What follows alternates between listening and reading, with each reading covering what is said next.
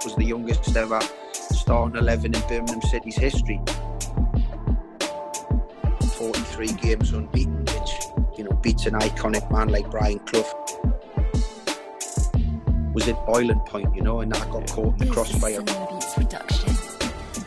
Hello everybody and welcome to Daily Coaching. Daily Coaching are currently hosting a series where we're talking with current and ex-managers within the game, discussing their journeys and their experiences of coaching players as individuals and also teams. I'm absolutely delighted today to announce that we have Lee Clark, who has previously managed Birmingham, Blackpool, Kilmarnock and Huddersfield along his journey. And like I said, discussing how he got into those roles and some of those experiences as well. So first of all, Lee, massive thank you for joining us here today. And if you can you just kind of tell us about your journey from starting within football as a player and then how it took you up into management? Yeah, I mean, it's... I started my coaching badges quite quickly, to be honest with you. So I was only about 19 when I started my B licence. So it was something I was interested in from a very early age, you know, and used to always take notes and take really strong notice of my coaches and the managers and the sessions that we were putting on, tactics that we went through on a game day, etc. And took a real, you know, knowledge into it. So, and then before I was retired, I was a qualified UEFA Pro licensed coach. So, you know, I knew where I wanted to be when I stopped playing. I wanted to be the manager. I knew the route I'd had to take would have to be starting on the coaching ladder and then building my way up. And that's what I'd done basically. So I started as reserve team manager with Newcastle United and then went assistant manager to Glen Road at Norwich City and then got me big break at Huddersfield in 2010. So, you know, that's really the route I took in terms of how I got there. So that's the way I wanted it to be, you know. Nice. And with that as well, I mean, obviously, like you said, you've got the benefit of having the coaching qualifications and going on the courses at quite an early age, mixing that in as well with your experiences of being a player and playing at such a high level. So obviously there's a bit of a marriage between the two. Was it always your intentions of thinking, do you know what, I'd go in as a sort of assistant first, just to, again, kind of get a feel of that environment and maybe potentially learn off of the other managers in charge, or would you have gone down that route straight away of being a manager? Do you feel that being an assistant helped you almost mould yourself as a manager? No, I don't think anything can help you as a manager. Even me position as assistant manager could never put me into this experiences that I was going to foretake as the manager in the decision making. The pressure that you're under to get results is immense in terms of you feel it personally. Not that I didn't when I was assistant manager, I was exactly the same, or when I was a reserve team manager, you know, I wanted to win all the time. But, you know, this is a different ball game when you get to first team level and you're the actual boss, because you know that result impacts so many people inside that football club. Supporters, obviously, is the number one people it impacts, but also the board of directors, the people who work behind the scenes tirelessly. And most of those people who work in the football clubs are fans of that football club because they're locals to that club. So, you know, it's affecting so many people. And you feel that, and I certainly did. I felt that, and I wanted it to win the games for them. So, even though it was a progression in terms of different positions leading up to the management, you don't actually start understanding what it's like to be a manager until you're actually in that position. So, you know, I can speak from experience that it did help me. Would I have gone straight into a manager's job if I'd got offered one? Yes, I always had belief that I could do it, but I'm glad in the way that I did do it. But, you know, obviously, it is a completely different ball game when you're the man making the final decisions. You're upsetting people.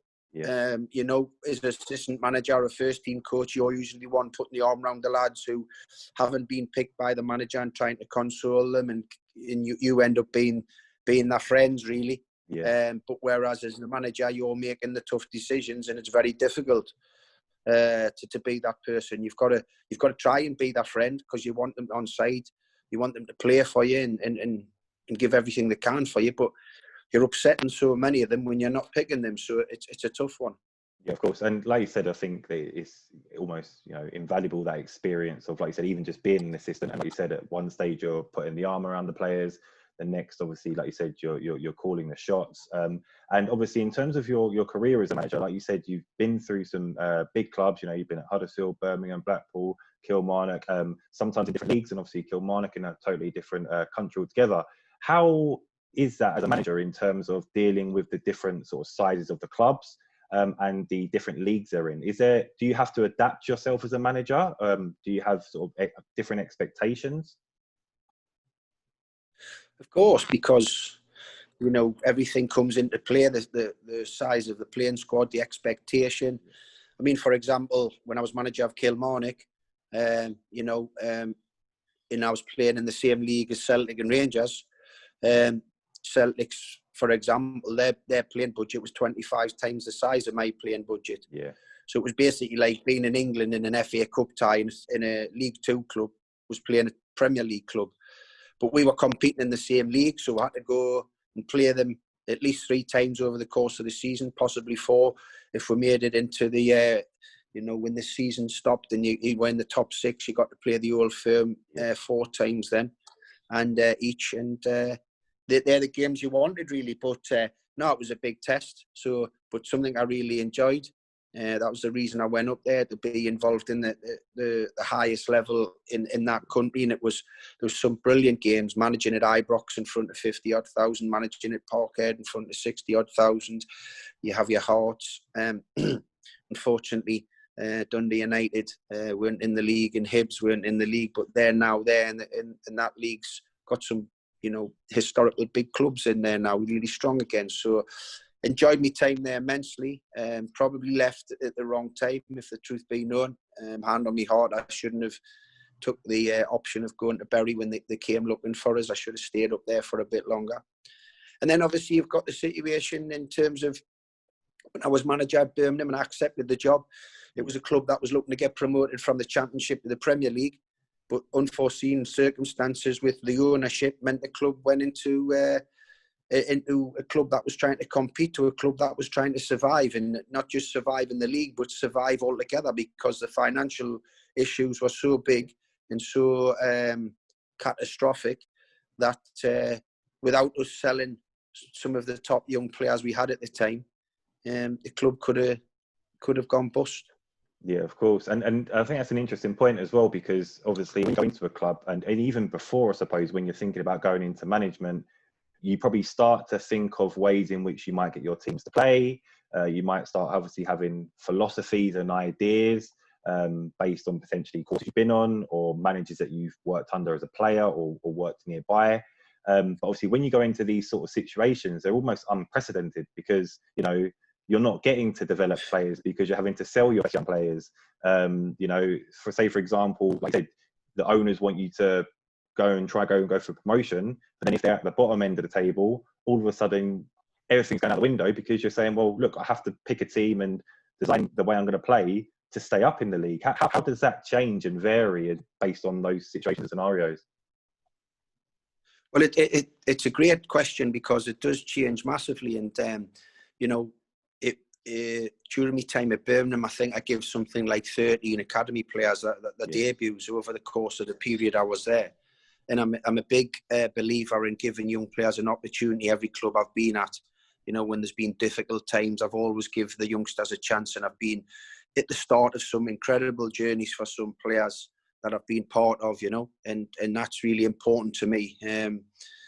But when you mention that about, we have philosophy and where you want to play, with one game against Burnley, I fielded what was the youngest ever starting 11 in Birmingham City's history. Now, if you've got so many, I think we had 6 or 7 teenagers in the starting 11. And when you have players like that, you're going to have a rawness about them. You're going to have players who are going to give absolutely everything for the jersey. Majority of them were local lads, West Midland lads. So, they probably supported the club. So it was a dream for them to play. And you're going to have young boys who are going to give absolutely everything, have immense talent. But when you've got a lot of them in the team together, they're sometimes looking around for them senior heads to help them along. And on a few occasions, they were looking alongside their teammates, and they were just as young as them and inexperienced as them. So, you know, the philosophy was quite difficult because we basically played on raw emotion. We played on the enthusiasm of those boys. They were very talented, don't get us wrong. They deserved their opportunity in the team. I picked some of them ahead of some senior lads at times. And because I wanted that actual rawness, I wanted that where young players don't really have that fear factor. They just go out and play it and try and play their natural game. But sometimes, you know, you need that, you know, older head with a bit of nous, a bit of experience to know how to, what's the word, is to, he dictates the tempo of the game. He knows when to speed it up. He knows when to play the high tempo. He knows when to go for the high press. And then he knows sometimes when to slow the possession pace down, or without the ball, do a drop a bit deeper for a low block. So, you know, especially with all the young players all at once, it was a very raw enthusiasm, certainly lots of ability, but sometimes, you know, that little bit of inexperience, and there was lots of ups and downs with them, but there was never any question about the attitude and application of them. And when I see what some of them have gone on to achieve in their career, you know, it makes you really proud. They've all went on to have good careers in the game. You know, Damari Gray's went on to become a Premier League winner at Leicester, been very successful. Jack Butland, an international footballer. Nathan Redmond, you know, an outstanding Premier League footballer. So, you know, they're just 3 or 4 of them that you know, came into the football club. And also we coupled them with some exciting loan players with the links that I had with the various different clubs. So, you know, over my career, I've been able to manage those type of players as well. Nice. And interestingly as well, because like you said, I think every coach or manager going into football always wants to try and develop those young players. And I suppose it's so rewarding to actually see them develop.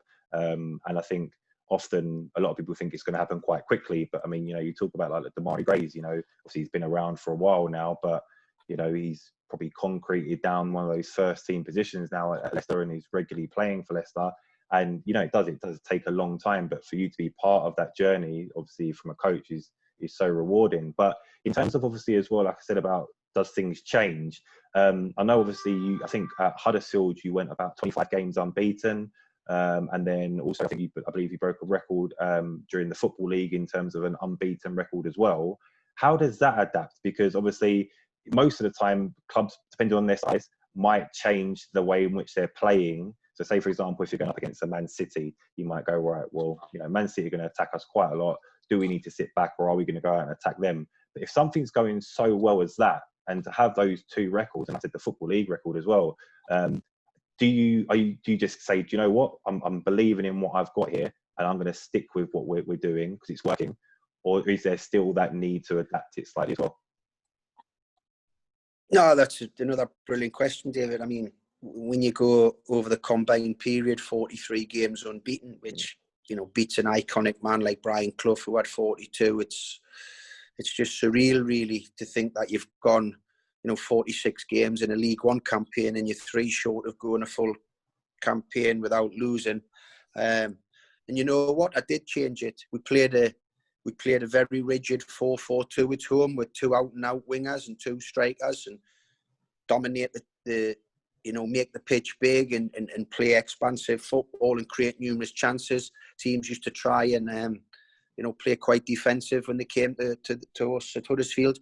But away from home, I employed a bit of a 4-3-3 in all the games, and it worked. And, you know, what really happened that season was when we just missed out on the automatics. I think we got a record number of points without getting, it was the highest number of points ever been given without getting automatic promotion. And then when we got to the playoff final, I had a real debate on my hands which formation I was going to go with. Was I going to treat it as an away game? Was I going to treat it as a home game?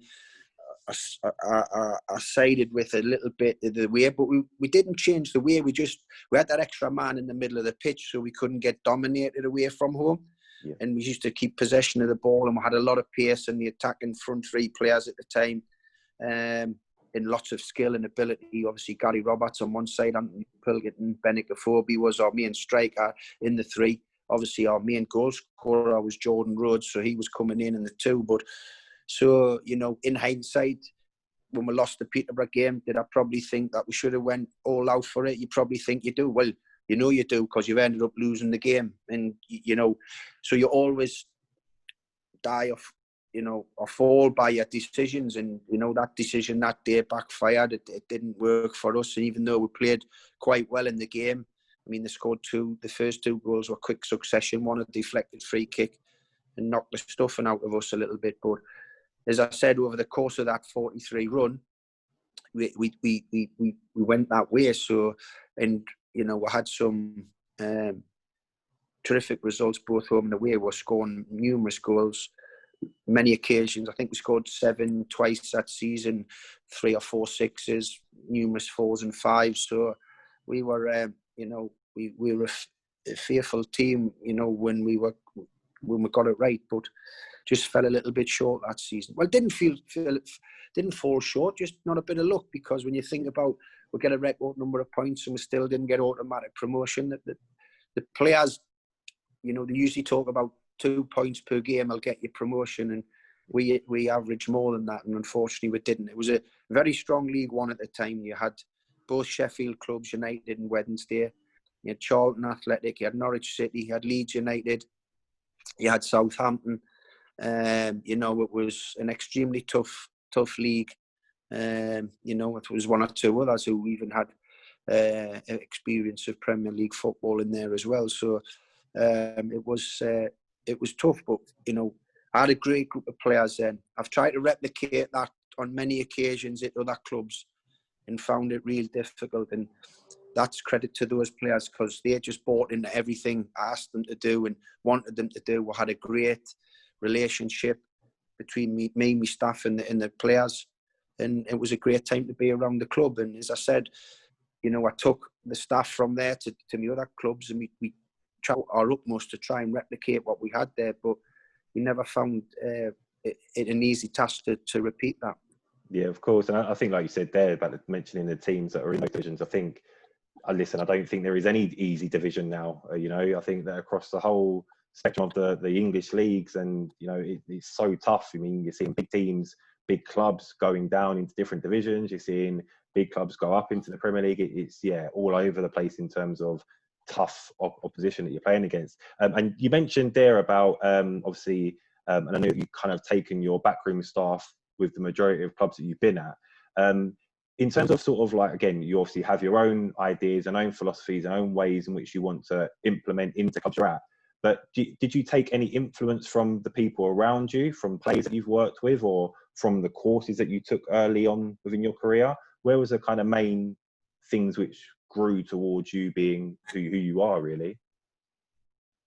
I took them from various areas. I took them from players I'd played with. I was lucky enough to play with many world-class players in my career.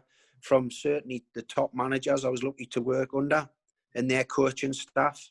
And obviously some of them became my backroom staff as well, who I'd worked under as a player, in Terry McDermott and Derek Fazakli.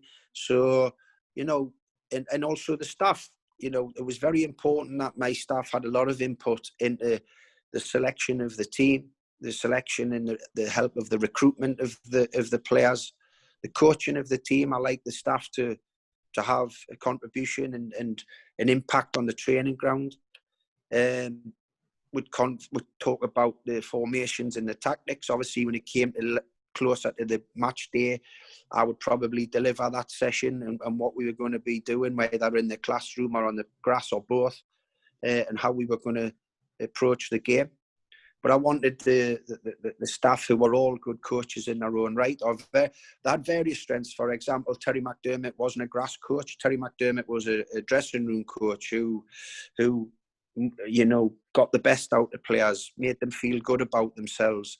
As I said, he was, you know, played a perfect part as the assistant, because was always a lively guy, always a, you know, real positive guy, and would, if sometimes, you know, the players were feeling a bit down because of being left out, or, you know, a little bit of criticism from myself, Terry was there to explain the reasons why, and it worked well. It was, you know, the thing with that I used to say to Terry McDermott was that, you know, it's strange because a lot of those players that we had when he was then coaching, they didn't know a lot about him and what he'd achieved. And I used to ask him to sometimes tell the players what he'd done in his career, 3 European Cups and 7 league titles with Liverpool and numerous other domestic trophies. So, but he wasn't one for that. And so sometimes I used to have to explain to the young players what Terry had achieved in his career. And but and as you say, courses as well. I've had some great people on the courses I've been on who've done seminars, managers at the time and sports scientists and doctors and fitness coaches, and coaches. And I try to, I'm always one for taking notes on everything. And even if you just take one little bit from everything that you do, it means you're learning all the time. And also you can learn as well from coaches who are working at a lower level than yourself. They've still got some fantastic ideas. They might put some sessions on that you've seen. You think, wow, that's a terrific idea for a certain specific part of the game. So, it's not just people and my peers who work above us. It's all the coaches and managers at all levels, because I'm open to anything. I'm not afraid to think that someone out there might have better ideas, and I'd like to pinch them off them. I'm not afraid of that at all, So, and I've had some great help of some senior managers, when I first came into the game, and when I've been in the game, your Sir Alex Ferguson's, David Moyes, your Arsene Wenger's. We played them in the FA Cup when I was manager of Huddersfield at the Emirates, and I spent nearly 2 hours in his office after the game. Just must have been sick of us asking him all kinds of questions on how he handles certain scenarios. Brendan Rodgers, a guy I've known many, many years. We grew up playing against each other, England schoolboys in the Old Ireland. But Brendan's been terrific, handing some of his coaching dossiers over. When I was working in Bury, lived in the same hotel for a while as Jose Mourinho, and he was brilliant with us when he was probably wanting to relax at night and have a glass of wine, and I'm chewing his ear off, asking him about different things as well. So, I think I've been very fortunate, but I am open to all kinds of people helping us along the line. I'm always taking little notes and trying to put them into practice, of course. Yeah, no, I think that's important because, sometimes as well, myself, I sometimes do some mentoring, and when I go out to coaches and I'm supporting them, I'm taking things off them all the time, and they probably don't even know it because I'm keeping it such a secret, but I'm learning bits. And I think sometimes people get so caught up on the technical aspects when actually sometimes it's just their characteristics, the way and the relationships that they build with their players, their organisation and their communication skills, those types of things. And I think they're almost real traits which people almost don't realise that they have. And I think the point you made about the questioning, I think that's so important as well, because you see so many coaches go on courses and they'll watch a session and they'll think, brilliant, I'm going to try that. But unless you ask the questions and understand maybe why a coach has put it on, understand why they've stopped it when they have, understand why when they've put a progression in and what the thinking behind it is, when you go out and try it, you're only basing it on what you've seen and not what the understanding is. So I think, that's a huge point, David. You've got to understand why you're putting the session on. You've got to think like the players you're coaching, because if they come up with a question on why you're doing that session, you've got to have the answer why. And from the start of that session, from the ball warm up all the way through to the 11v11, if that's how you're progressing it, it's got to have a meaning all the way through, and the players have to see that meaning. If you're working on something specific, whether it's the pressing game, whether it's attacking in wide areas, whether it's counter-attacking, whatever your session is that day, you've got to understand why you're putting it on first and foremost as a coach, because, especially the higher you go, players, they'll pick up on the slightest little thing if they think there's an issue, and they'll try and catch you out as a coach or a manager to why you're putting that session. So you basically have to, think like what the players. If I'm putting a session on, what's the potential questions or the problems the players could have with this session? What could they be asking from it? What's going to be my answers? What could make the session not work properly? What am I looking for to make it run as smooth as possible? You've got to try and think like that as you're doing it, and have a meaning to it. Even even in the early part of the week when you don't want to, what you find when you get to the senior level in Championship or SPFL, you don't want to bog the players down too quickly with too much work getting prepped for the game coming up. So say on a Monday, if you come back in and just had a game on the Saturday and your next game's not the following Saturday, you don't want to be starting on the tactical work too quickly, because the players, you get some players who become quite nervous with that. And they expend a lot of energy because it's nervous energy, because they start thinking about the game very quickly. So if you start doing some, games what I call what the players like to do, small-sided games, but you do have a meaning in that's going to take you into the game without the players knowing, you can do that. And where they're subconsciously don't realise it's about the game in any way. I think they're just having small-sided games or what have you, and having a little bit of a fun the early part of the week. But you know that you're putting certain restrictions in those games that you're going to be working on the later part of the week leading up to the game. And then, because that's what happens sometimes, there's lots of players who can handle it, but there's lads who, they don't want to have a full week of you prepping them, because it takes out too much nervous energy in them, and they start thinking about the game too early in the week. Yeah, of course. I think that's two main points there, which a lot of coaches, they fail to do, but sometimes overdo, in terms of they give too much information. So, they'll put on a session and then they'll say, well, I might be working on, I don't know, attacking down the wing or something like that. But the outcomes will be attacking down the wing, it'll be defending, it'll be shooting, it'll be goalkeeping. And it's almost too much information for players to take. And I think the point that you mentioned, which I sometimes relate to a lot of children, is that even by about the age of 11 or 12 years old, they would have had hundreds of coaches, whether it be through community schemes, sessions that they attend, if they attend any centre of excellences, if they're part of an academy. And in a way, I think sometimes they're almost just as, if not more, knowledgeable than the coach, because they've had all these different inputs of information given to them. And obviously, we try and adapt ourselves as much as we can as coaches, but if you're giving them just one point of view, they've had hundreds of points of views, and they have different understandings and different reasons. And I suppose that's where the players are really molded into those decision makers and problem solvers of the game, which really push them on to become more in that elite stage. In terms of the whole career which you have had so far as a manager, what would you kind of say is the main sort of standout point for you? What's been your sort of biggest, let's say, achievement, but biggest experience that you feel you've come up against or faced?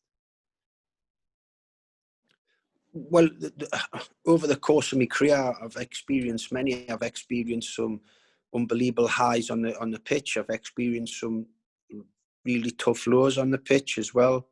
I've had to deal with clubs where there's a real disconnect between the fans and the owners, and you get caught in the crossfire as the manager. As I mentioned, I've been obviously had to deal with an ownership area where it's just gone into turmoil and all assets have been frozen, and you end up just being the one spokesperson for that football club. So whenever you do your press conferences, it's very rarely is it taught about what's going on the Saturday as a football. It's the questions I used to get asked on a regular basis at my weekly press conferences, or sometimes I had 2 a week with a midweek game. Is the club going to still be running? Is it under a transfer embargo? What are the finances looking like? How many players are you looking? Do you need to sell in the next window? Not something that particularly a lot of courses can learn you about. Yeah. You're actually learning on your feet. You're learning on the job. But there's still a massive expectation, and rightly so with Birmingham City.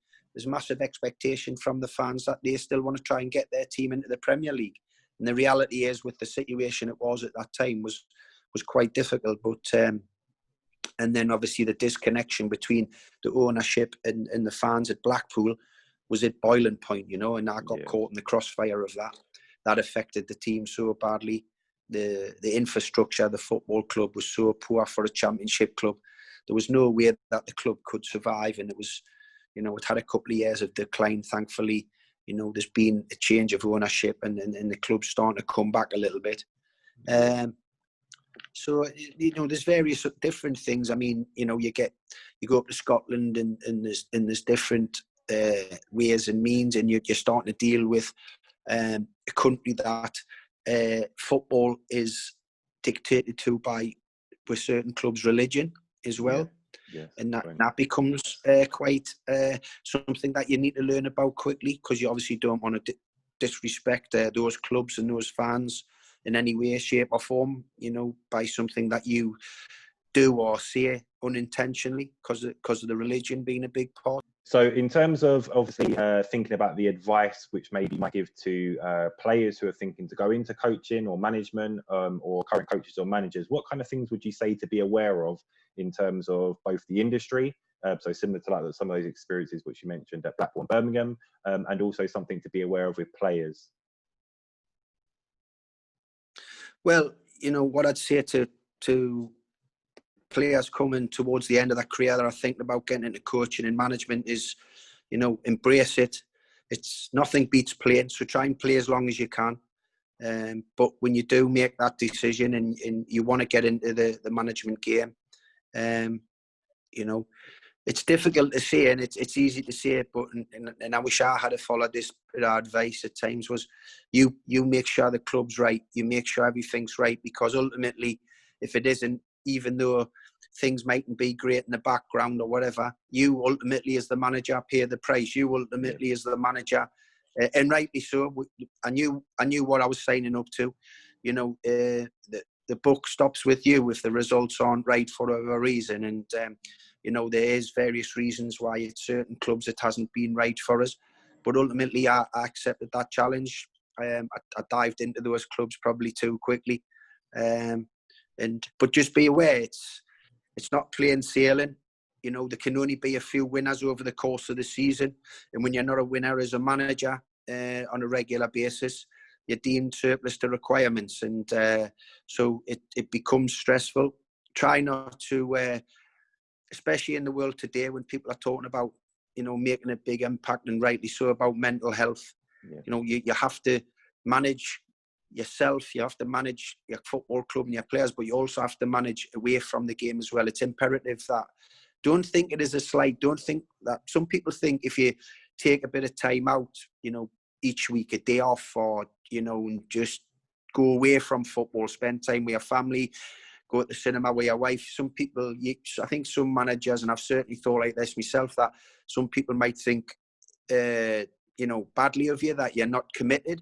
But I think it's important that you have that, lifestyle balance, where it's just because it can get a grip of you so quickly. It's got you in a vice, and I hear so many managers. I've heard Gareth Southgate, from the England manager all the way down Premier League, lower league managers, and it can get a grip on you if you allow it to. It can be just, even when you win.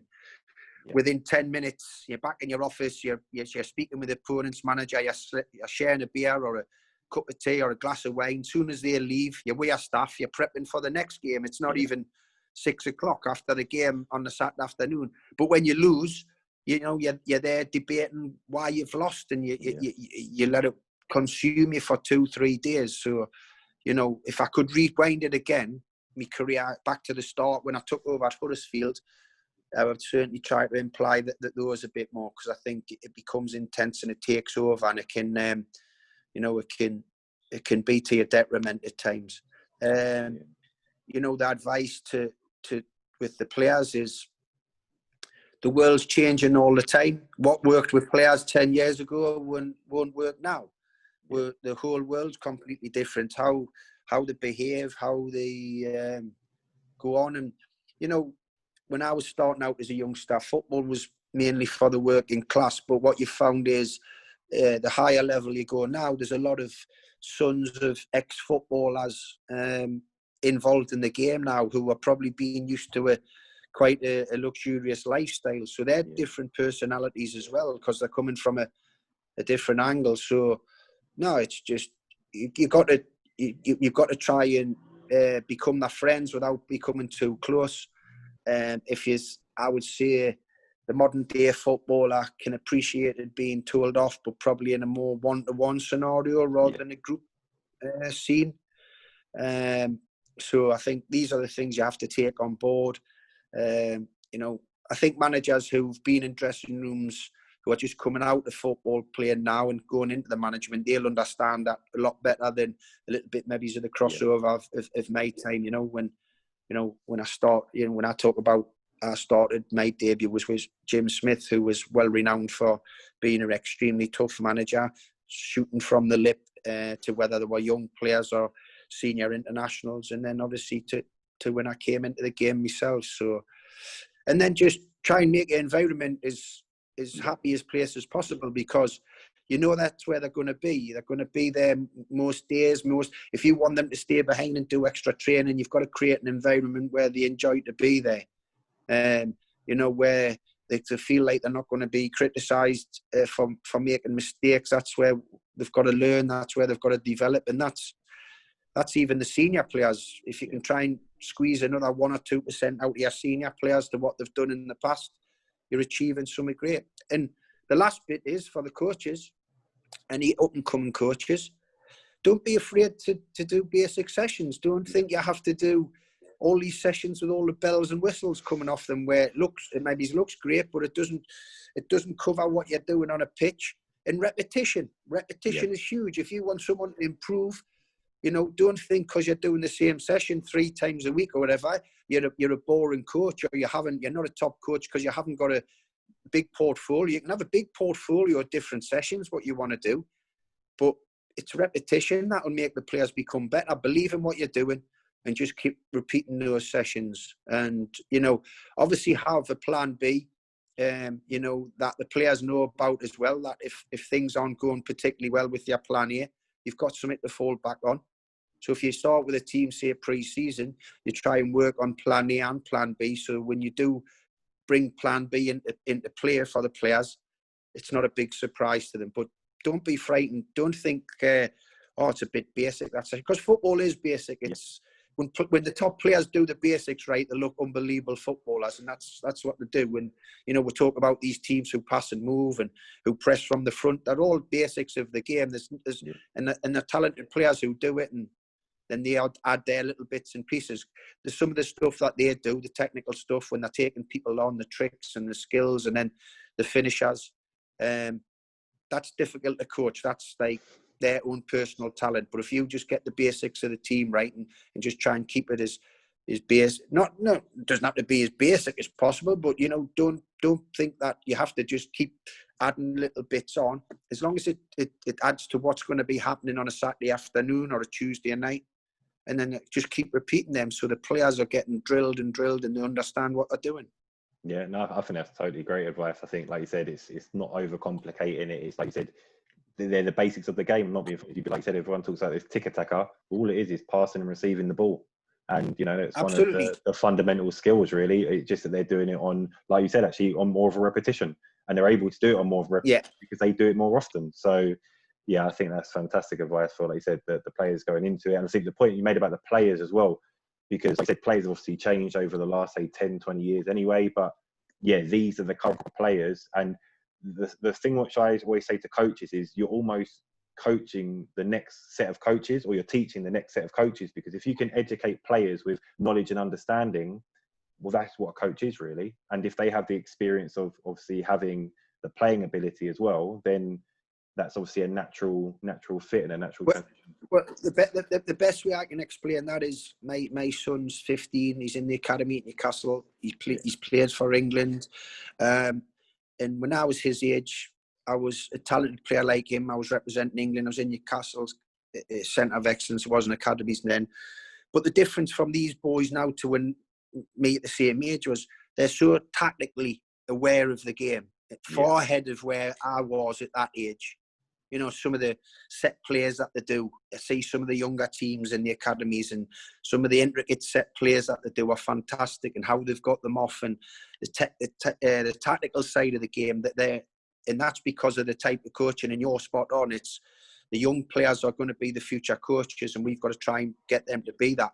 And you can have that without overcomplicating it. And that's what this academy football has been positive for, is the technical side of the game. And the tactical side of the game is fantastic. These young boys playing in the systems and understanding their roles in the team in these different systems at such a young age is terrific to see.